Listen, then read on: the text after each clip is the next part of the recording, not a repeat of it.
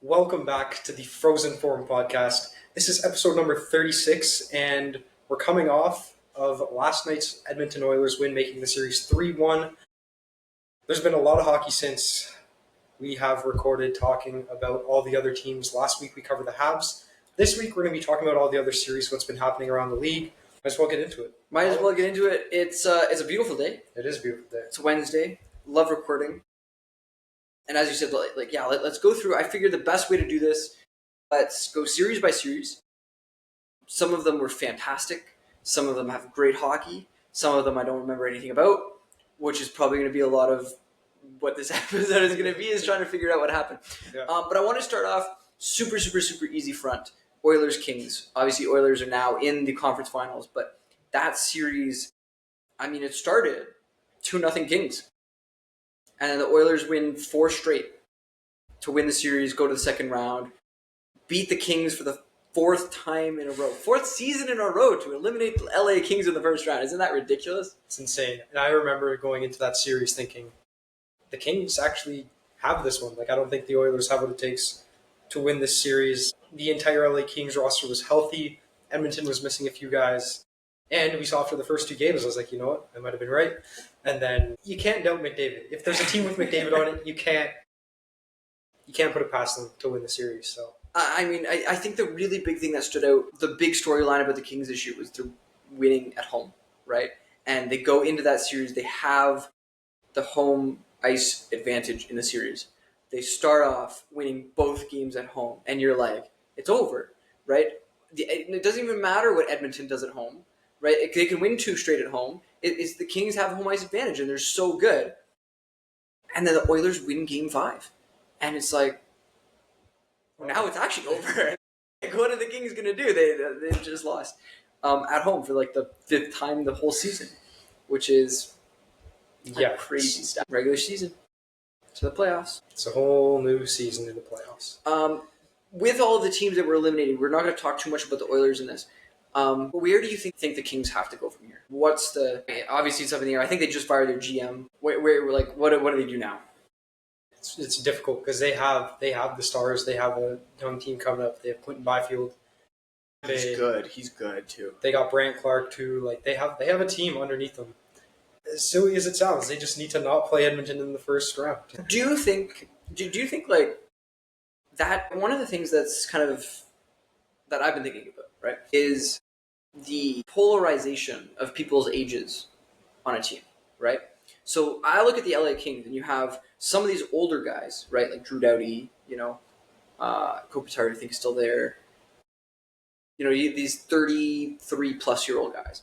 And then you have the new group of guys that are coming up, which is like the Quentin Byfields, right? Do you think a team that's built like that, where it's maybe a little bit too young and maybe a little bit too old, do you think they can ever be really successful in an NHL playoff series? Because, to me, what it looks like, and this is shown through a few other series we can talk about in a bit, is if your core isn't right at that peak altogether, right, and kind of peaking at the same time. Think about Tampa Bay back when they were fantastic, right? It's like Vasilevsky's the right age, Kucherov's the right age, Stamkos the right age, Hedman's the right age, right?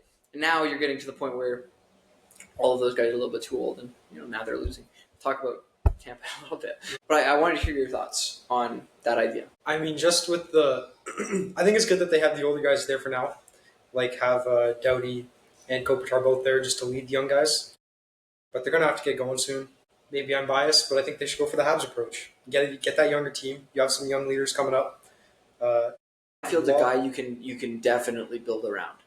You think about it, we built it around Suzuki. Byfield's a much better version of Suzuki. Mm-hmm. If they did the same thing, that team would be unstoppable. It's going to be really hard to do, though. I know, because they just have so much depth on paper, and they should prove it in the season, and then the undeniable Oilers. Yeah. They just need to not play Edmonton until a conference final, but that's... So you think the LA Kings tank for Gavin McKenna next year? They should. Not that they will, that they should. Yeah, they definitely should, but they absolutely will not with the team they have. So I do agree. Let's move to the rest of the Pacific. We had the Vegas Golden Knights versus the Minnesota Wild. Now, that series starts off 1-1. Starts off 2-1 for the Minnesota Wild. If anything, I think this really set the stage for Vegas getting completely annihilated by Edmonton in the second round, because Vegas did not look good in anything. I don't actually remember any highlights from this series whatsoever. I remember at one point I was like, oh man, the Wild might do it. And then Vegas wins 3 straight to win the series in 6, and it's like, okay, sure. Yeah. And even the 3 that they won, they were all tight games. Minnesota didn't even play that great either. So, yeah, Vegas just didn't have it like they did 2 years ago. Vegas is that team too, right? Where you're getting to that point where everybody's a little too old, I think, in my opinion. Right? Now the question for this offseason, do they go out and try to sign like a Mitch Marner? Mitch is interested. And he's also interested in another team, which is unbelievable, the Florida Panthers. He would be like the... Listen, he can go to Florida as long as we get Sam Bennett. That's all I'm saying. Then who from Montreal would have to go to Toronto? Just a 3-way deal. They can have Christian Dvorak and Mike Matheson. Great upgrades from the Montreal Canadiens right there. There you go. That'd be really funny. Yeah. 3-way cycle trade? Yeah. Well, not even a trade, right? Because they're UFAs. Like, oh, yeah, true. I could see a world where the Leafs signed Dvorak. I won't lie. Like, they do a lot of stupid things. We'll talk about them very shortly as well. Yeah. I think overall though this Minnesota Vegas series not that memorable. It wasn't even that hyped up even like going into it. No, like, it wasn't like I was like excited for some to like watch. I mean, Kaprizov did really well in the first 3 games, and then when Kaprizov died off, the whole team kind of died off, and then they lost 3 straight. Yeah, that's basically what happened. Yeah, no, that's how it goes. All right, let's move into some better series. I say we hold off. I want to hold off on the next 2. I think you know which ones I'm talking about. Let's flip to the East. I mean, we talked about Montreal, Washington already. We don't have to cover that again. Let's talk about New Jersey, Carolina. Listen, Jack Hughes is gone. Who else was gone? Somebody else was injured on the team. Was Hamilton injured as well again? Hamilton, I think he was. Yeah, he was injured. Yeah, right. I mean, the Devils just walked into that series like just crippled. Yeah, like I mean the last 15 games of the season, they were crippled too. Markstrom was out for, at the second half of the season almost. Jake Allen played like 30-something games. Yeah.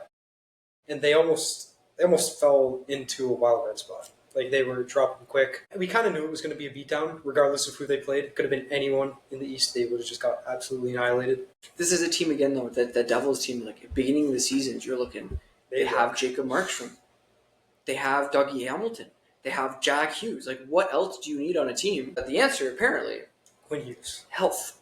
But health. Quinn Hughes, that's an interesting story. Yeah.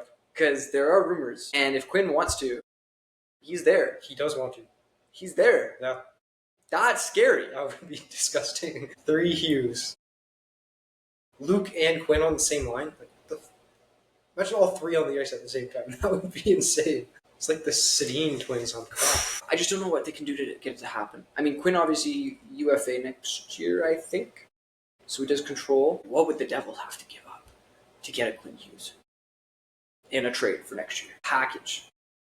Vancouver, another team that should tank next year. They didn't make the playoffs. Who do they have over there? Brock Besser? Would you take Brock Besser on the Habs? Would you take Elias Pettersson on the Habs? Of course I'd take Elias Pettersson. Besser, not so sure. He's had a lot of injury. Fair enough. I mean, Vancouver. Talk about Vancouver and the Rangers. Actually, there's the 2 stories of locker rooms that just did not click. Did not in a major way. Right? Yeah. And then you have management do things that the team doesn't like. Like imagine compounding the problem that you have. You're trying to solve the problem, and you compound the problem. Like, just a recipe for disaster. What are you doing? Other than that, any other comments about Jersey, Carolina? Nothing really. I mean, I thought Carolina. We can talk about it later. Talk more about Carolina later. Yeah, but that series, no. Fair enough. Okay, let's go Florida, Tampa. You would think going into the series, great series, Battle of Florida. You know, they've met before in the playoffs. Panthers showed why they were the Cup champs. I mean, just an absolute smackdown. Vasilevsky wasn't looking like himself. Look, okay, I'm going to say this. I'm saying this on the record for like the 5th time, but I'm saying it again. Vasilevsky is not a good goaltender. Yeah, he's not. I stand by, and the difference between, and I don't know how to measure this in the stats because you can't see it, right? The defensive strength of your team incredibly affects how the goaltender stats look. Why does Vasilevsky win all of those Vezinas and look fantastic and get nominated and whatever? Because you've got Hedman, you've got Sergachev, you've got McDonough, and you have a John Cooper system that is so good defensively in those games. The best goaltenders in the league are the ones who play ridiculously well behind a bad team. That's why, in my opinion, Carey Price one of the top 3 goaltenders of all time. He had no defensive help whatsoever. He only had PK Subban, and that was it. But PK Subban was not good defensively, right? It's PK Subban's the GOAT, bro. Offensively, I'll give you that. I'll give you the offensive side of PK Subban. I can't ever give you the defensive side of PK Subban because it did not exist. Like you know what I mean? I look at Allmark. Goes to Ottawa. We'll talk about Ottawa very shortly. Allmark looks fantastic in Boston. Looks terrible in Buffalo before that. Looks okay in Ottawa. It's like, I wonder if that's because like the defensive system matters for most goaltenders. I struggle to think of other goaltenders other than Carey Price who truly had ridiculously bad defensive in front of them. Like I remember, back in 2014-15, like when he won everything, when he won the Hart, the Vezina, the whatever. Who did we have on defense? We had like Markov and Subban. The first pair. Markov's good, right? I'll give him that. We had like Travis Moen, I think. I don't even know the rest. I don't remember. All I remember is that year we got outshot every game, outchanced every game. We made the playoffs. Carey Price right there. That's the season he had like 41 goals saved above expected or something like that. Ridiculous. In like one season. You see, he was on the Tony Marinaro podcast. Did you hear his comments about the Leafs? No. He goes. Listen. I actually don't know if he said it on the podcast, but he said it just recently. He goes, no one was happier to see the Leafs eliminated when they got eliminated.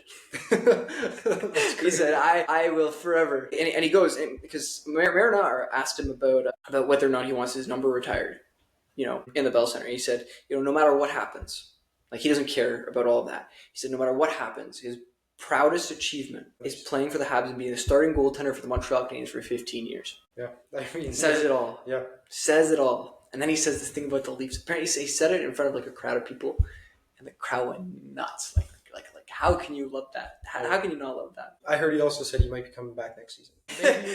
Maybe I tricked that. Maybe you made maybe that was a dream. That was Google.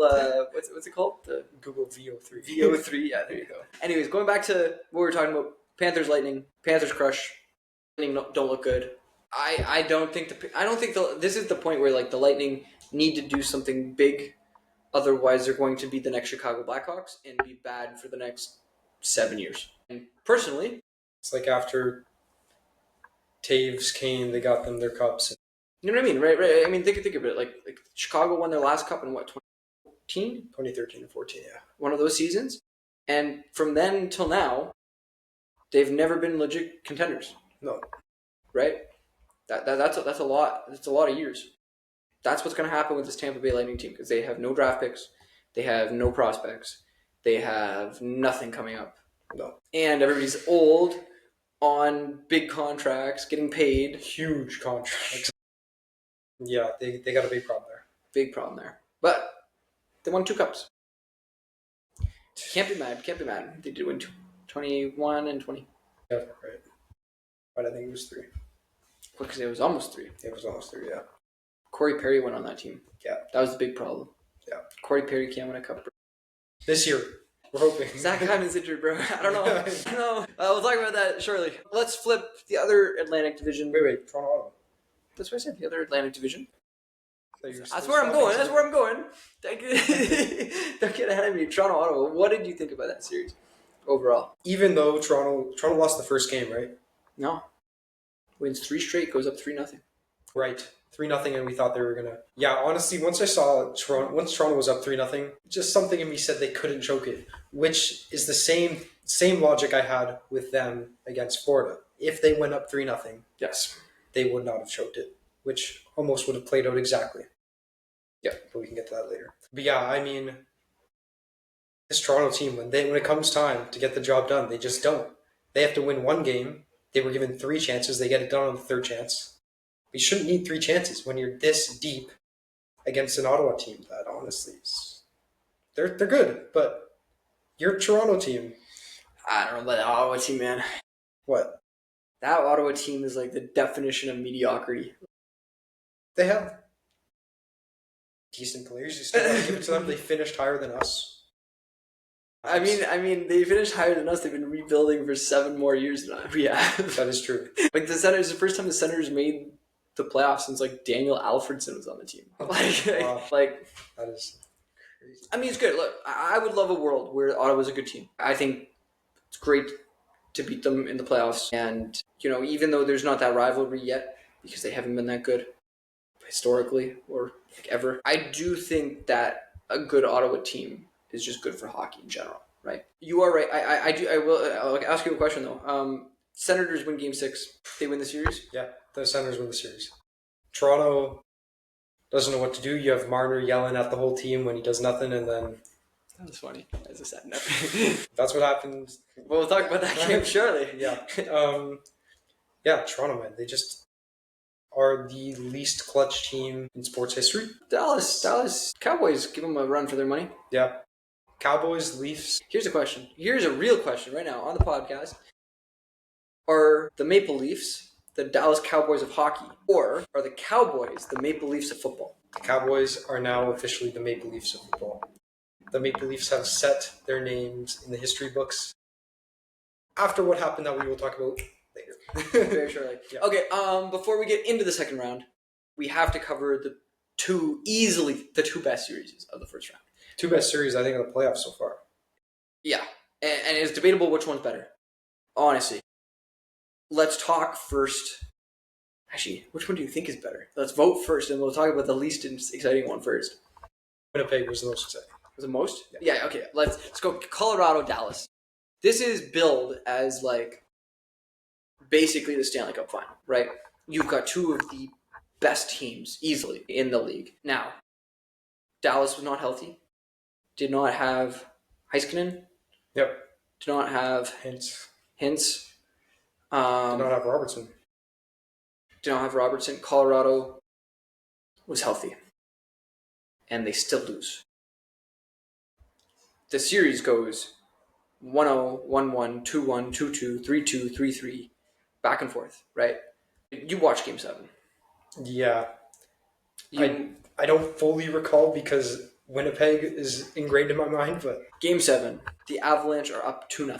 Yes. The third period comes. Mikko Rantanen. Yes. Now, to everybody in the past, listen, if you're a time traveler, right, and you're watching this video somehow before this season, and you heard me say the Avalanche are up 2-0, and Mikko Rantanen scores a hat trick in the third, you go, oh my God, what a great game from Colorado. They win. They win everything, right? Nope. Nathan, should you trade your superstar winger halfway through a season when you're trying to compete for a cup? Only if you went to the Habs, but otherwise, no way. No way that should happen. But gets tossed around, gets tossed to Carolina, ends up at Dallas, which I still think Dallas is the deepest team in the league. Like, they should win the cup if everyone is healthy. But no, you should not get rid of Mikko Rantanen.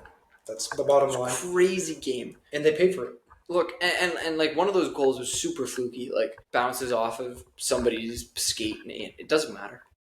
There's no pictures on the record books. There's no pictures on the Stanley Cup. They don't ask you how; they just ask how many. Exactly. And man, that game was nuts. I watched that game, and it goes up 2-0, and Colorado was just historically such a good team went up, right? Gabriel Landeskog back in the lineup. That's a crazy story too. Like, oh my good, did you know Gabriel Landeskog is 5th all time in number of days in between games played in the NHL? Saw that, yeah. You saw this, right? You know who's 1st to 4th? 4 players that left the United States to go fight in World War II. And then came back to play. And then came back to play. That's crazy. Right? Well, huh? Landeskog's injured. What? Do you know how hard that'd be equivalent to Carey Price coming back for the Habs, right? But the difference, and this is the really big difference, right? Is Carey Price has always been very transparent with this, and he said it. He says he feels really good, but he says at the back of his mind he knows he does not have an NHL caliber knee. He just can't. He would love to do it. He would love to come back. He can't. Everything hurts, right? It's not there. It's not enough, and so for him. Landeskog has been the guy who's been saying, I don't care what anybody says, I'm coming back. right? They've left the captaincy on his jersey. He comes back at the beginning of this series. Game 3, I think, or whatever, was the first game he's in the game. Gives some life. A lot of life. I mean, game 3, they actually lost. I think they lost the game that he started in. But at the very next game, he scores like 2 points or whatever, and Gets like the goal, and like everything nuts, right? It's like at home in Colorado, crazy atmosphere. The whole team's healthy. You have every single piece contributing. Dallas has 3 people injured. Where do you go from here if you're Colorado? Like, what are you supposed to do? You either sign Crosby or you got to start. Yeah, you trade for Crosby or trade for Crosby, or you think it's different if Landeskog was there the whole season, like having that captain there. Look. I think maybe you're right. They finish a little bit higher in the standings. They started off terribly to the year, and that's why we saw a lot of the changes. I mean, Colorado have so many changes this year, right? Change out both goaltenders. Change out. They traded. There's like 40 guys who have played for them this year, something like that. It's ridiculous.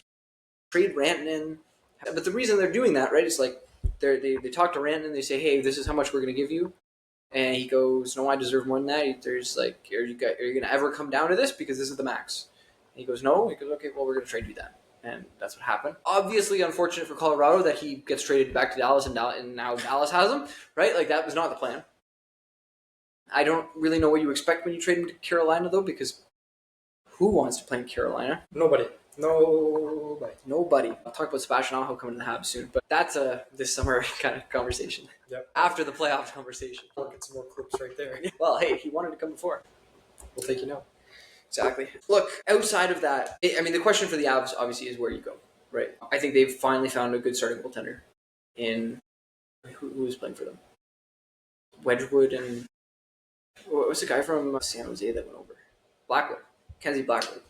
Good goaltender there. Love how he plays the game. This is what I'm talking about. You know, you're talking about goaltenders. Mackenzie Blackwood looks really good on a bad San Jose team. Like, that's how you know it's a good. You know what I mean? That's why I've always loved like John Gibson, because that Anaheim team has been terrible in front of him, and he's played pretty well. Yeah. You know, which is really hard to do.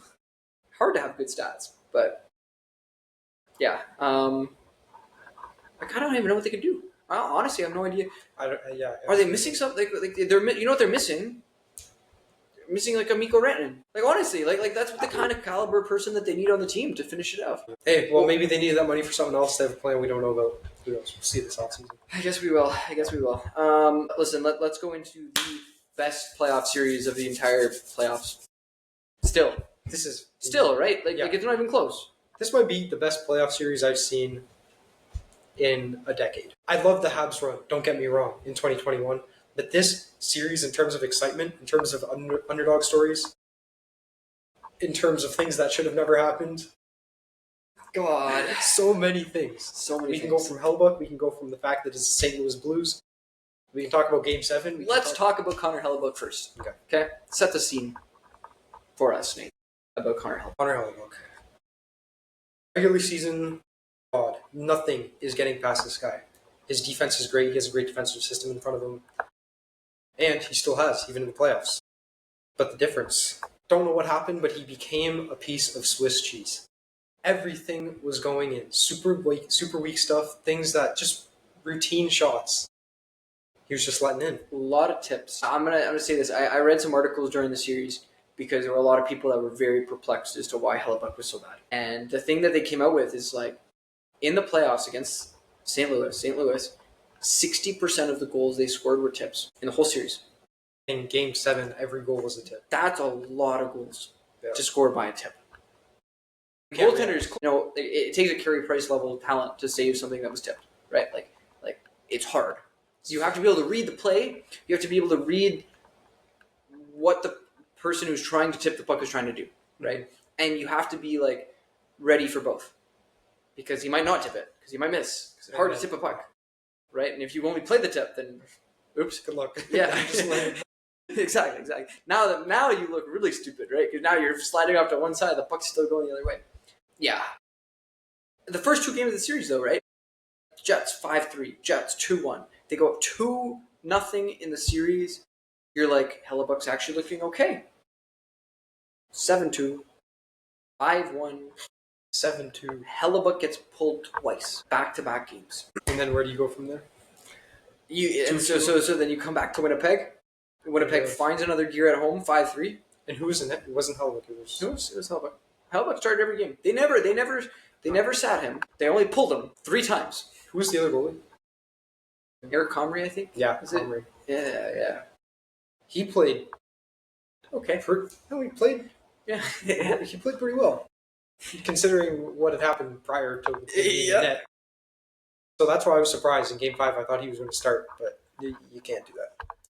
I think the real problem there is, like, if you don't start Hellebuck, what's the message to the team? Yeah. Is that you don't believe in him. Right? And if you tell the team that you don't believe in him, good luck. Because that team starts at the goalie and ends at the goalie. Right? Goes as far as Connor Hellebuck takes him. Jets win Game 5, 5-3. Go back to St. Louis. Blues win Game 6, 5-2. Hellebuck gets pulled. I think that was a game that was like 4 goals in. Yeah, it was like 8 shots. 8 shots, whatever. Right? And it was just like, you watch that game and you're like, oh, done. Winnipeg's out. Yeah. Go back to Game 7. Let's talk about this Game 7. Because this was a game. Let me pull it up. This was a game. Let's start it off. St. Louis Blues scored 2 goals in the first period. Pretty quickly, too. Quick, 2 goals, yeah. 1 minute into the game, they have a goal. 6 minutes later, they score another. And both of them, they were tips, but they were... No, the first one was directly in, the second one was a tip. Yeah. And they looked weak, so we were all thinking, like... We're like, oh that's it, right? You're like, oh, St. Louis has done it, right? Yeah. Cole Perfetti, second period goal. Tips it in. On the power play. 2-1. And then... Right after. 7 minutes later, end of the period. Winnipeg almost looks like they're going to be able to come out of the period down a goal. Radek Faksa. Through the heart. It just looks like... And then you watch the third period, man. That third period looked like they were out. Yeah, they looked like they were done. I was about to turn the TV off. There's nothing happening. Yeah. I was like, I might go to bed. However, it's the playoffs. I did the same thing when the Leafs lost to the Bruins in that 4-1 lead defeat type thing. I almost went to bed and watched the game. Thankfully, didn't go to bed again. This is probably the greatest playoff hockey I've ever seen live in my life. They pull the goalie. Down 3-1. Need 2 goals. Pull the goalie relatively well. I think it was early. Minutes. I think it was like 3 minutes. It was like 3 or 4 minutes. Yeah. And then with 2 minutes left in the game, Nemestikov scores. Yep. And you just feel it in the building. That building, my goodness. Like, thing erupted. I think that, I make a bold statement here. I think Winnipeg's arena is the second loudest in the playoffs. Next to the Habs. I don't think you can ever beat the Habs because the Habs crowd is just... They're like they're on crack. The Habs crowd, I've tried to explain this to other people, right? Is like the difference between the Montreal Canadiens crowd and every other team in the NHL is every single person in a Montreal crowd understands hockey, knows hockey, and reacts accordingly, right? The Bell Center is the only place in the NHL where if you block 5 shots in a row, the crowd is on their feet and giving rounds of applause, right? Only arena. Because no other team, right? Like, sure, it's great. Sure, they'll like cheer and whatever else. The Bell Center is the only place. Winnipeg, that whiteout thing is fun. That is. I'm going one day. 100%. Like, the only time I'm ever going to Winnipeg is just to go. I don't know. From what I've heard from these NHL players that complain about it, there's nothing else there. There's nothing. I've been twice. There's nothing there. You actually been to Winnipeg? I've been to Winnipeg twice. That's crazy. Yes. Yeah, there's not a whole lot there. And the entire landscape is just flat. Yeah. It's just all flat prairies. There's nothing. Yeah. Look, and then let's count down the last 10 seconds of the game. Okay, wait. Last 25 seconds. I don't remember. One of the forwards wrap it around to Ehlers. Fumbles the puck at the line. Mm-hmm. And it gets out of the zone. And I'm like, oh my God, the game's done. Mm-hmm. Skates it in. Dumps it. Mm-hmm. Like, what are you dumping it in with 15 seconds left? And sure enough, Cole Perfetti's on the boards. Gives it to Kyle Connor. Well, first of all, puck gets hung up in the corner. Yeah, it gets hung up in the corner. They're right? fighting They're for it. They're a full-on puck battle in the corner, which is textbook how you kill a clock. Yeah. Right? Put the puck in the corner, keep the puck in the corner. That's it. You win the game. Yeah. Winnipeg gets it out. They poke it out. Gets to Kyle Connor. He's thinking, rip. He shoots it. Doesn't get all of the puck. It's a muffin. It tips off one of the Blues. Perfetti has his eyes locked in. Tips this thing. Past Binnington. 2.1 seconds left. I think 1.9. Yeah. Honestly, like the NHL website says 1957. I remember the clock being frozen at 1.9 seconds. Yeah. And after that, you just go, the game's over. The game's tied, right? This is going into overtime. But if you're the St. Louis Blues, how do you get back from that? How do you get up? And then In overtime, the Blues take a delay of game penalty. And I'm like, if this is over. I'm like, if Winnipeg does not score on this, I think the St. Louis Blues go on to win it. They don't score on it. Go to double overtime. Absolutely ridiculous. With 4 minutes left. Captain Adam Lowry. I said Kyle Lowry right there. Captain Adam Lowry gets the job done. And I think it was another tip-in. It was a tip. A ridiculous tip. No goalie stopping this thing. It hit off 3 players, then Adam Lowry touches it at the end. Yeah. But Winnipeg gets it done in double OT. Nuts. If you have not watched this game, well, no, you're hockey fans, you've watched this game. If for whatever reason you haven't watched this game, just go watch the game highlight. It's honestly I do agree. I think easily the most exciting hockey I've seen. And to begin with, I'd like to say, that series in general, I watched a lot of games. I don't know why I watched a lot of games. The hockey was really good. Both teams played really, really good hockey. Mm-hmm. It was fast. It was strong. The Blues came out in the first 2 games and hit everything. I remember the first period of the first game, there were 18 hits within the first 5 minutes. It was just anytime somebody touched, boom, boom, boom, everywhere. Carnage. But they're so fast. Mm-hmm. It's just super, fast. Sometimes, when they bang, you get a lot of hits and stuff. Game slows down a little bit. When dudes are banging you too much. Just keep going. I'm not cutting that. I'm not cutting that. It's a good joke. But, yeah, you understand what I'm saying. I know what you're saying. But they still played fast, and I just thought that was such good hockey from both of them. And look, Winnipeg goes on. We'll go straight from there to the Winnipeg-Dallas series because that sets itself up. You're like, wow, this series is going to be great. Dallas just comes off this Game 7 victory. The Jets come off this Game 7 victory. Game 1, Mikko Rantanen scores another hat trick. He scored 6 goals in 3 periods. That's insane.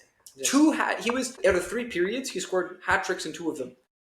That's just a big fu to the Avs. It's crazy, right? Ridiculous. Yeah, and so, but then it kind of fizzled out, for the Jets. I thought they had a chance. After that Game 2 when they shut him out, and then they do the same in Game 5. I'm like, okay, these Jets are in it. They're the real deal. And then in Game 6, they bring it to OT. They had their chances. Oh, that Game 6 too. We got to talk about that. Yeah, let's talk about it. Do you want to go game by game or just Game 6? Just Game 6. I think the rest of the series was very straightforward. Yeah, the rest of the series was. So going into Game 6, it was 3-2 Dallas. The day before, the news comes out about Mark Scheifele's dad passing. That was devastating. And we didn't know if he was going to play. If Winnipeg doesn't have Mark Scheifele, we're kind of just assuming they're out. But if he plays, we're thinking he's got some kind of wicked, crazy, next level strength right now. We're talking in our group chat, and we're like, this guy's scoring a hat trick tonight if he plays. He just, how do you not? And, man, second period, 5 minutes in. We're talking about it, I'm getting goosebumps. And I remember we texted into the chat, we were like, oh my God. He got the first goal of the game. He did it. He gets the first goal of the game. It's a beautiful goal. It is not a tip. It is a pure goal scorer's goal. And immediately, points up, how you're even playing in that game to begin with, I have no idea. Right? Yeah. To score in the game. I agree. Your team is facing elimination, right? You need to bring them over this, whatever. You score. And I just felt the rest of the game that Winnipeg kind of just fizzled. Not even they let him down. You know, like that's a game you have to win for them. That's a game that, like, it is unacceptable, right, to let Dallas come out and have the start they did in overtime, right? It's unacceptable. You can't. That game, first of all, you're facing elimination. Besides anything else, right? In overtime, you got to remember that they were shorthanded. They were shorthanded. And it was Scheifele in the box, which... But even more of a reason, you know, like, you have to be killing that, right? Now, Scheifele taking that penalty, I remember that penalty. Didn't need to take it. Not only did he not need to take it, I don't know if it was a questionable call. I do think, all things being equal, it is a penalty. But it's just one of those where you go, oh man, like you can't be taking that. But then you go out, right? Like look at this. They take the penalty with 15 seconds left. Dallas scores a goal, 1 minute and 33 seconds left. That means there's exactly 12 seconds left on the power play. And he was just so open. Whoever got the goal, who was it? Harley. He was so open, no one was even close to marking him. He took 3 strides, just walked it in. Before we go on to another series, anything else you want to say about this? I have a quick other point I wanted to make here. I don't think so. Okay, the one thing I wanted to bring up, it is a rumor. It is not confirmed by anybody. Game 6 was in Dallas. Yeah.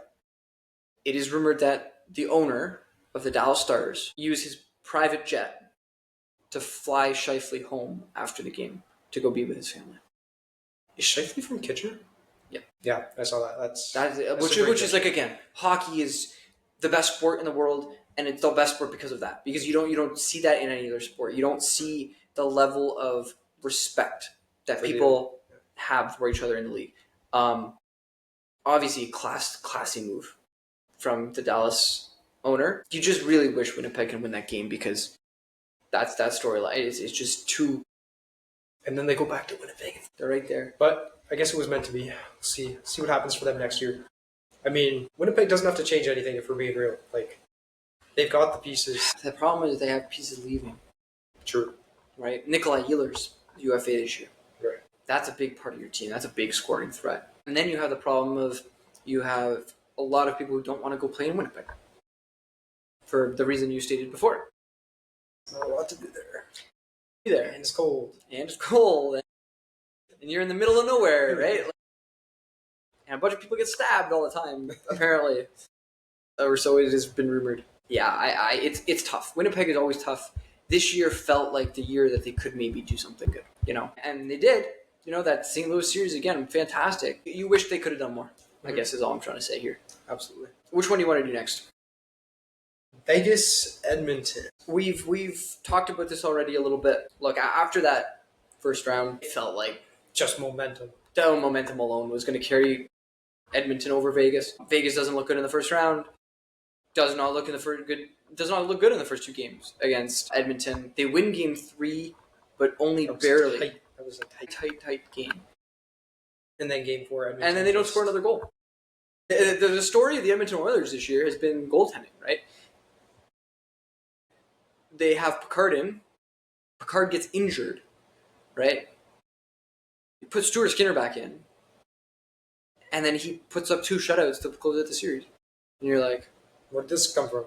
Like, I don't know. You know what I mean? Like I don't know what kind of takeaways you're supposed to have from that, other than, okay, we need to be starting Stuart Skinner in our games now. Like shutting out the Vegas Golden Knights. It's not a low offense team. I know.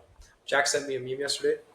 It was the old Edmonton coach saying to Skinner, hey, we need you to play a little bit better out there. And he's like, no, F you. And then Chris Noblaw says the same thing, but in Chinese to Skinner. He's like, yes, master. I will do anything you say. He turns into a saint. That's so funny. Good meme. Shout out Jack T. Good meme. Now, look, I mean, now we can talk about Vegas a little bit. Because obviously Marner is the rumor.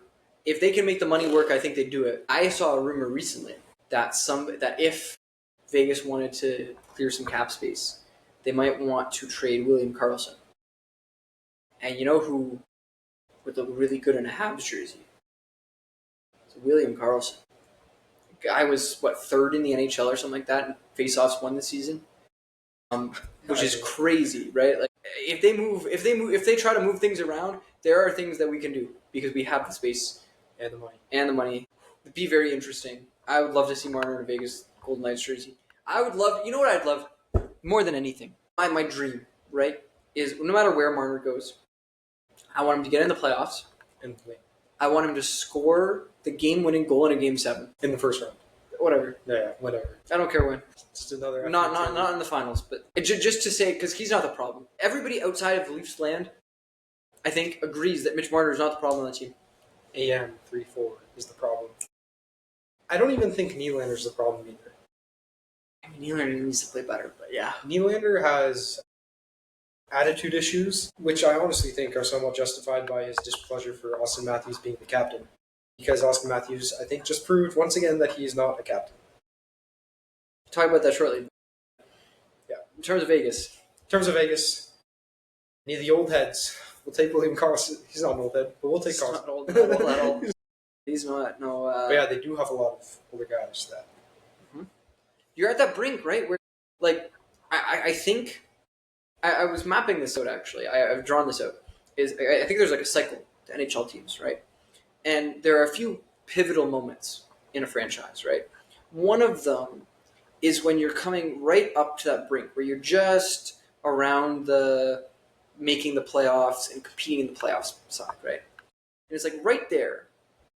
If you can sign the right people, that puts you over the edge to all of a sudden now you're a Stanley Cup competitor, right? You're legit. Then you move, and that's what you see like in Tampa. That's what you see in Vegas when they won. This is what you see in Colorado, right? So they add that last little piece that gets them, and all of a sudden they're competing for years, right? As that core ages, you get to a point where, and Vegas has proved this, where now you're a little bit too old to be a true contender, but if you can move things around and trade things, get a little bit younger, you can reopen the window. You can kind of scale back 2 years. Right? That's what Vegas did a million times, right? That's what they keep doing. That's why they keep being legit contenders, right? From an outsider's perspective. I wonder if they're at that point where they're now past that, where it's no longer possible. No matter what they do, they're not ever going to be a Stanley Cup competitor again, right? They have to enter the rebuild phase, right? And the rebuild phase can last a long time, can last a very short amount of time. It depends how much you have in the system, right? Yeah. But yeah, I mean, Vegas is they just look a little. They have to play their cards right, and there's a lot of card playing in Vegas. But from a business perspective, let's say the Vegas Golden Knights play their cards wrong, and they're like the San Jose Sharks for the last 7 years. What's their attendance going to look like? They don't have any actual fans, but it is Vegas, so they. I think Vegas will always have perfect attendance, and the reason I say that is because I know a lot of people who fly to Vegas to see Leaf games, fly to Vegas to see Habs games, right? Vegas is the perfect destination to see your team play, right? There's a lot of. You want to go on a trip with your buddies, watch a hockey game, gamble some. Vegas, baby, right? When are you going to schedule that trip? Oh, when your team's playing. Simple, right? That's why I think that, attendance, I don't think will ever be an issue for them. And that's why, to me, this is either when you shake everything up, right? Be super aggressive again. Trade things that you probably shouldn't trade, like William Karlsson to the Habs. And go after Mitch Marners and go after, Nikolai Ehlers and build around Jack Eichel and try to make that work, right? The only other option to me is to build it all up. I don't think Vegas is the kind of team to do that. I think they would have to have some really, really bad things happen in a season for them to do that. But they definitely make the offseason fun. Absolutely, I agree. Okay, let's talk about Carolina first. Washington was a fraud team. They just happened to play. Listen, if we had only beaten Washington, Nathan, then all we would have had to do is beat Carolina to get to the conference finals. Right? Yeah. This is true, right? Look, the Capitals team had the refs on their side against us. They had so many calls go their way. They had so many bounces go their way. They go against the team. When you can barely beat the Habs, and look, beating the Habs in 5, on paper looks a lot less close than it was. The game ain't close, for all intents and purposes. You've got no chance against the Hurricanes. That Hurricanes team is. We're talking about them shortly. The Hurricanes team is so well built, have some really underrated players. Jacob Slavin. Logan Stankoven, bro. Logan Stankoven is really good. I mean, pick him up from Dallas, right? Yeah. Look, that series is predictable. Very predictable. I thought they were going to sweep. Washington gets one game. They get game 2. And then it was basically all Carolina from there. All Carolina, no goals. All of the goal scoring went away. Everything that was going right for Washington against the Habs flipped. It's like, What are you going to do? What are you going to do? Let's move into the best series of the playoffs. When I say the best, I don't mean most exciting. I mean just the sheer sense of joy. I'd like to say something before we talk about this, okay? Dear Maple Leaf fans, I'm sorry.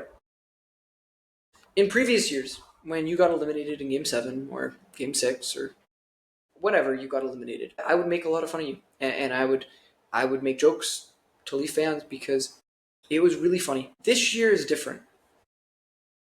I truly just feel a little bit sad, And when I go to make a joke, I'll make a joke, but I kind of feel bad that I made the joke.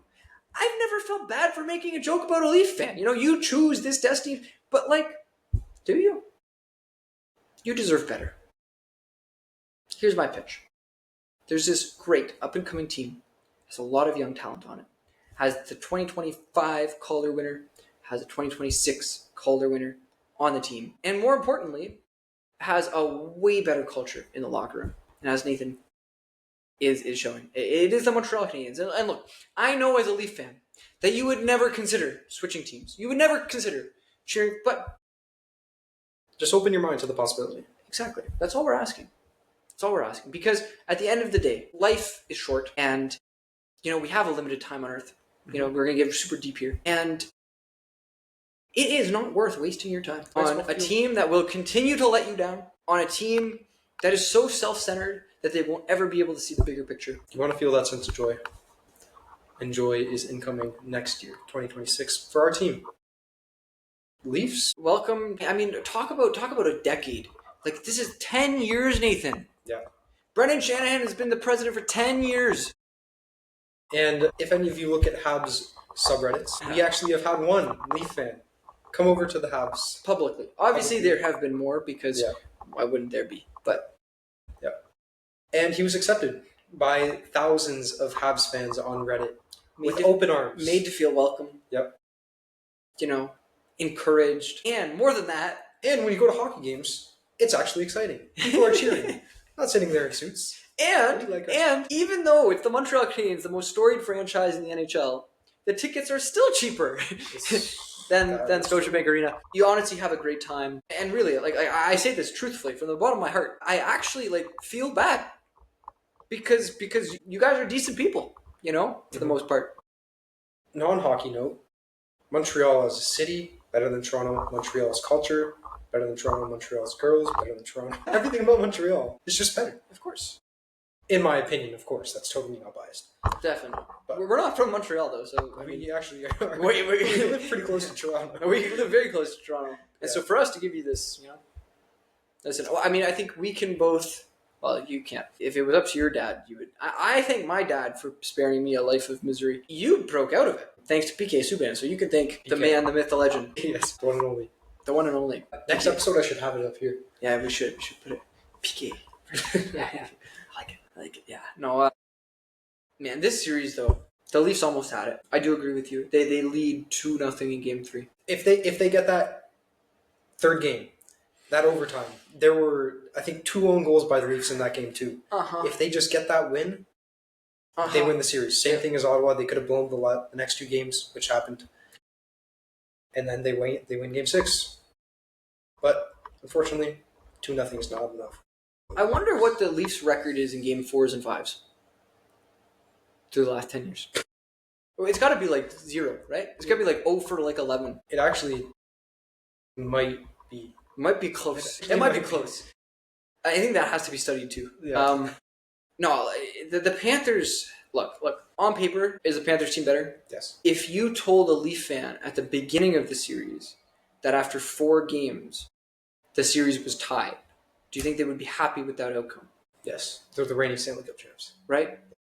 So, I really look at it as, the Leafs were there.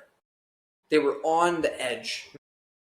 Game 5 was a disgrace. I thought Game 5 was a disgrace. Game 5 was a disgrace. Okay? If you have a Game 5... At home. If you have a Game 5 like that, You cannot ever in the same series allow the same thing to happen. And so they come out in game 6 and they don't let it happen. They shut them out. They play such good hockey. They're right there the whole time. They're pressuring the whole time. Florida gets nothing. Now let's take it back to game 7 in Toronto. They have happen. all this energy. They let it happen. You cannot let it happen again, is what I just said. You come out into game 6, you don't let it happen, and then you just go, oh, we're done. That's it. Yeah. What are you doing? For being real, name me a series in the last 2 decades where you've seen a game 7 be botched so miserably. I don't think I can. 6-1 at home. You have fans leaving this arena early. You actually give them jerseys on the ice. Jerseys on the ice. You have beers on the ice. You have beers on the bench. You have, and you give them hope at the beginning of the third with Max Domi getting that goal to make it 3-1, and then it's just 30 seconds later. I don't even like. Game's over. I'd like to say I think the real takeaway from a lot of these games is the only reason that the Leafs were this close was because of former Habs. Max Pacioretty. Yeah, that's scored huge goals for both of them did. Looked in the games. Where do the Leafs go now? Shanahan's gone. Marner's going to be gone. Which is very important because I have an inside source on this actually. And somebody who was supposed to meet with Brendan Shanahan and get a tour of Scotiabank Arena by Brendan Shanahan. And she didn't because Shanahan was too busy. As a side note, this was like for a charity event. They're auctioning off the opportunity to get Shanahan to give you a tour of the arena, and he doesn't show up. He had his assistant do the tour. What's that tell you about leadership, right? Across an organization. How are you supposed to, as a team, have good leadership if that's what's happening at the top? I do think Shanahan was the problem. The root of the problem. The trickling effect. The problem now is Marner and Tavares are gone. Because you better believe Tavares might come back. He might, because he likes Toronto, you know. He's definitely not going back to the Islanders. That would be funny, though. That would be Give me Matthew Schaefer and John Tavares on the same team. That would be hilarious. It's so funny. No, but like... Yeah, Marner is gone, and that is a huge piece to be missing. I think there's a world where they don't make the playoffs next year. No, they're going to make it a decade. No, they're going to make it a decade in a row. No, because think about it, right? Everybody always hates on Marner. And people hate on Matthews, but in the regular season, he's undeniably probably a top. Well, this is the whole thing, right? I've been thinking about this a little bit more. And I wonder, in the NHL, if there's 2 types of players. You have the player that is consistent, does the exact same thing, night in, night out, never changes. And you have, no, I don't think he is. And you have the other player who plays a regular season game, and when the playoffs get there, just find a different level. That's McDavid. McDavid is ridiculous. I like this guy. He's the most talented hockey player ever. Easily. But not only that, every single time I'm like, oh, this is the ceiling. Oh, this is the ceiling. Oh, this is the ceiling. He finds another one. You know what I mean? Like crazy. He's just nuts. You know what I mean, right? Yeah. And it's like... In this year, the look in his eyes, he looks mad. Did you see that look he gave Leon Draisaitl? I was going to talk about that. We will be talking about that very shortly. I think that Austin Matthews falls into the first category. And I think, honestly, I don't see anything about his game change into the playoffs. I don't see if anything he's doing different. If anything, he's hitting a little bit more, he's doing whatever. I honestly think it's just everything around him. Players on the other team, right, mostly, they're the ones that rise. And you know, when you're playing a Sam Bennett that rises to the moment, when you're playing a Matthew Tkachuk that just finds another level than he does in the regular season, when you're playing a Carter Verhaeghe and Sam Reinhart, and like what are the other depth pieces on the Panthers? They have a lot. Luosterainen, this guy is also like a super underrated machine for them. Well, exactly, right? And that's what I'm saying, right? It's like all of these players, they just kind of rise to the moment, and the Leafs have some players like. The only problem is those Leafs are Max Domi and Max Pacioretty, who, even when they rise, their impact is so minimal that, they'll score a goal here and there and win you a game sometimes. But that's it, right? You're not getting every single game from them. You're not getting every single game carry. It's not like McDavid. When McDavid rises, the team's done.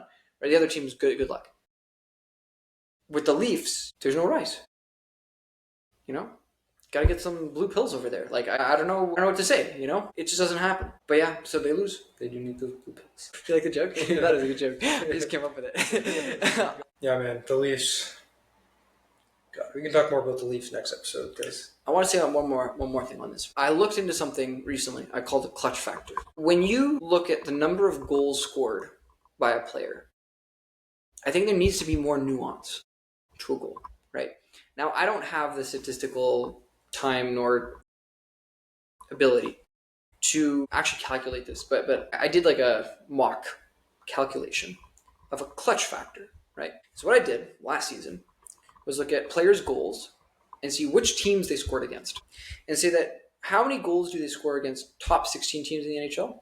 How many goals do they score against bottom 16 teams? And when you look at the results of that, players like Austin Matthews, like when Austin Matthews scored 69 goals in a season, 30 of them were against the top 16 teams. The other 40 was bottom 16 teams. Fairly balanced. The same season, Nikita Kucherov scored 45 goals. 30 of them were against top 16 teams. 15 of them were against bottom 16 teams. That's interesting. Now, I want to take that a step further. I don't have this ability because it's very hard to do, unless you have access to all the data sets and stuff. I want to break it down even further and say, who gets the goals that put your team up by one? Or when they're down by one, that you tie the game, right? I want to start ignoring the 7-3 goal, the 8-3 goal, the 5-0 goal, 6. I want to know, in those moments when the games are close, who scores for the team? Because honestly speaking, in the regular season, I don't ever recall Austin Matthews scoring the big goal that wins the game. That's one time the whole season, I think. You know what I mean? Like, it doesn't happen. Whereas these other players, they'll never score. And then all of a sudden, game winner. Another game winner. Game winner. Like Luce Reiner. Cole Caulfield, another one. Yeah. Right? Cole Caulfield, talk about him like a Nick Suzuki. Nick Suzuki is even better. Bro. Right? Nick Suzuki led the league in game-winning goals this season or something like that. Mm-hmm. Or game-winning overtime goals or whatever. Just fantastic. Yeah. So say what you're going to say. Nick Suzuki stepped up his clutch factor significantly this year. I agree. Yeah. I do agree. That's all I was going to say. Do we want to touch on these series now? Let's before we wrap up, we're going to get into our last two series. We'll talk more about them next week because they'll be over. For sure, I think. For sure. I think we start with the East. Okay. It's just because it's a pretty quick discussion. Yeah.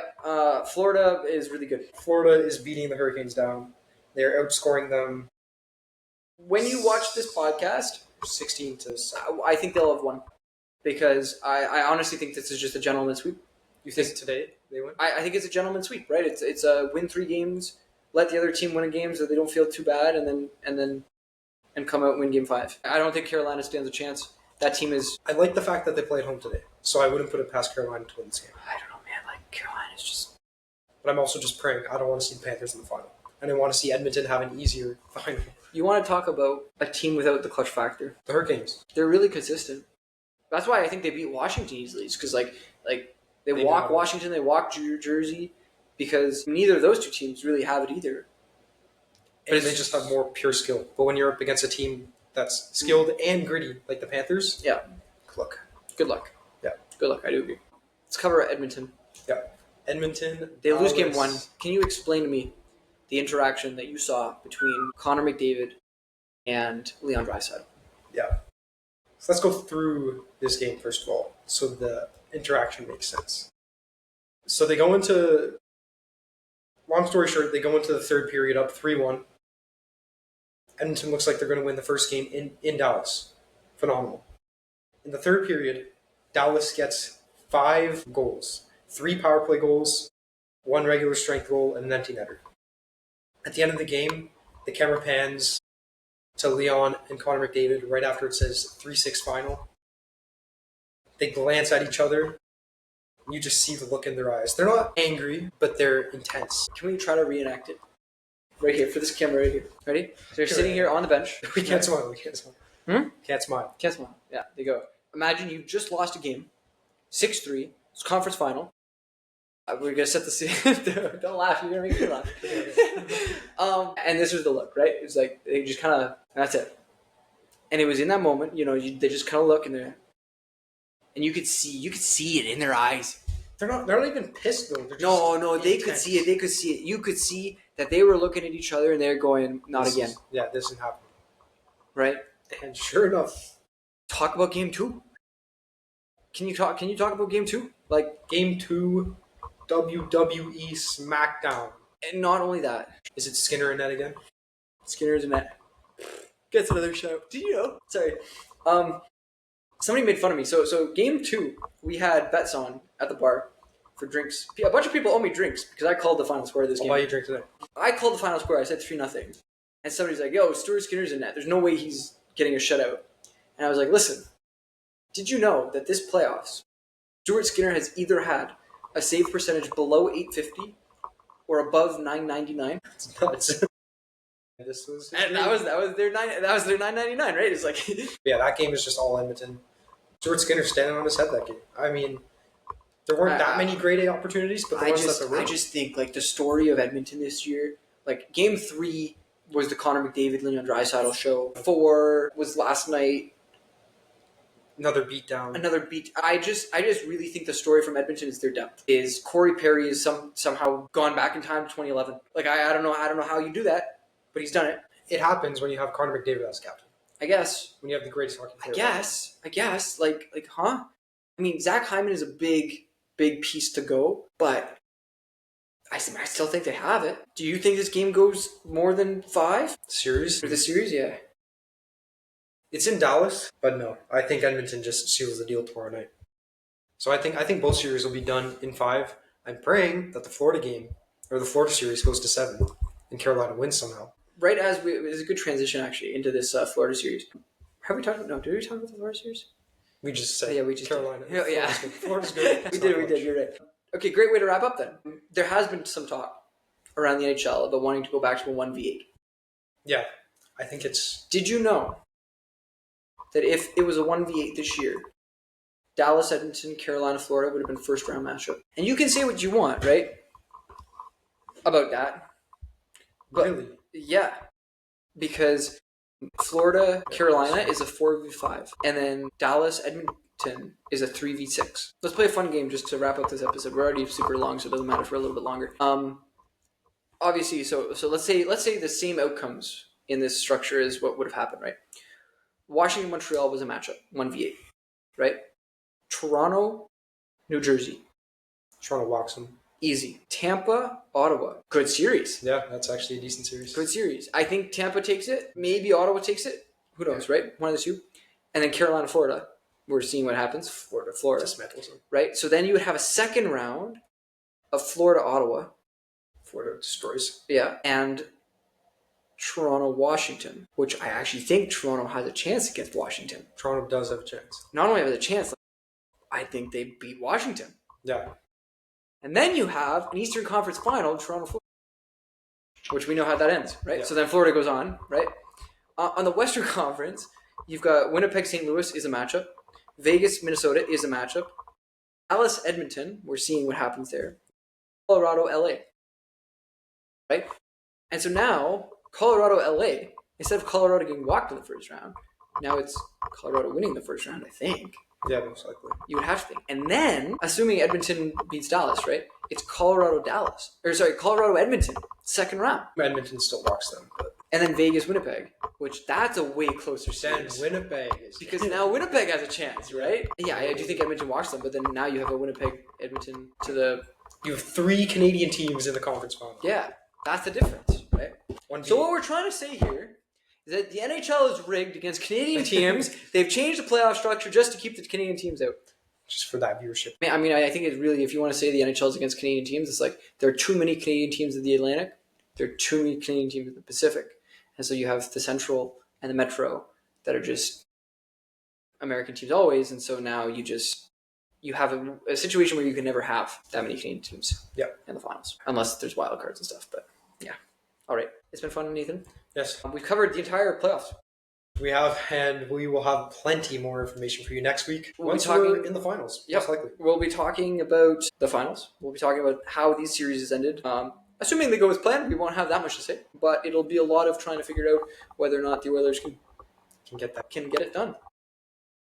Do you think it's their year? Yes, it is their year. It is their year. Yeah. Out of the 4 teams that are left, I do think that they're easily the most deserving. Like if you just go like a raw, like I think the Oilers are the most deserving team. I agree. I absolutely agree. I just want to see McDavid hoist that cup, man. That's really what I want to see. $20, I'll cry. I'll probably cry. Good answer. Good answer. Yeah. All right. You want to wrap it up? Yeah. All right, everyone. This is probably our longest episode yet. So thank you to those of you that have made it to this point of the episode. We really, really appreciate it. Episode 36 in the books. Make sure that you subscribe to us on YouTube. Make sure you hit that like. Make sure you leave a comment. Hit that notification bell. You'll always get our episodes. And then make sure you follow us on Instagram, Facebook, TikTok. You watch our YouTube shorts, and you watch us on Twitter. You can also listen to us on Spotify, Apple Podcasts, and Amazon Podcasts. And everywhere else that you get your podcasts. Exactly. And if you're listening to us on any of those podcast platforms, make sure that you follow us and like us there as well. That helps us grow even more. And we noticed that there's 2 more of you from last week, 2 recent subscribers. So thank you to you 2. And yeah, we are very, very close to 100. So make sure you really hit that subscribe button. We appreciate all of you. Au revoir. A bon afternoon again.